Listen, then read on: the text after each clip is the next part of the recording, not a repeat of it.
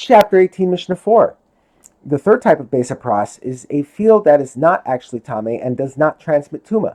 It is called Beis HaPras since it shares with the first two types of Beis HaPras certain laws about what may be planted there. This field was used for funerals. When a corpse was taken to be buried, the funeral procession would stop in a field some distance from the cemetery. They would set down the corpse and eulogize and mourn for the deceased. The field used for such an event was known as a field of crying.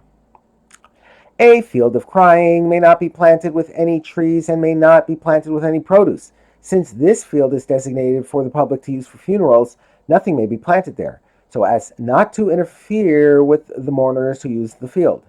However, its soil is tahor, and we may even build from it ovens to use for sanctified food. The Mishnah returns to the first type of Beis HaPras, a field in which a grave was plowed. Since that field is tameh out of concern that it contains scattered pieces of bone, it might be possible to examine the field for bones and thus determine whether it is truly tameh. The Mishnah discusses when we can rely on such an examination and how it can be done. Beis Shammai and Beis Hillel agree that we examine a Beis HaPras to help a person bringing the Korban Pesach. If a person passed through a Beis HaPras on its way to bring a Korban Pesach, which may not be brought by a person who is tameh, we may examine the Beis HaPras.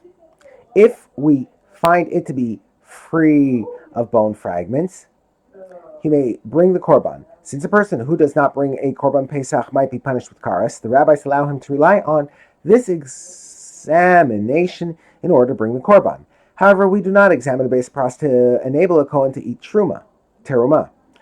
If a Kohen passed through a Beis HaPras, he is tameh and may not eat terumah. Examination of the Beis HaPras cannot change this, since the Kohen who does not eat terumah does not transgress any prohibition. The rabbis did not allow him to rely on an examination in order to eat terumah. Beis Shammai and Beis Hillel disagree about the law when a Nazir, who is forbidden to become tameh from a corpse and must bring certain korbanos if he does become tameh, walks through a Beis HaPras.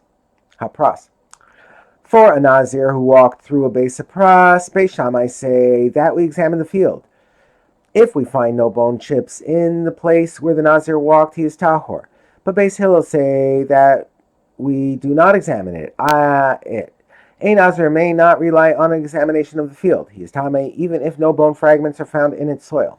Having discussed when a person may rely on an examination of the Beis HaPras, the Mishnah describes how such an examination is done. How does he examine a Beis HaPras? He takes all the soft earth that he could have moved by walking in the field and puts it into a sifter whose holes are very small, and he crumbles with his fingers any clods of soil that remain in the sifter.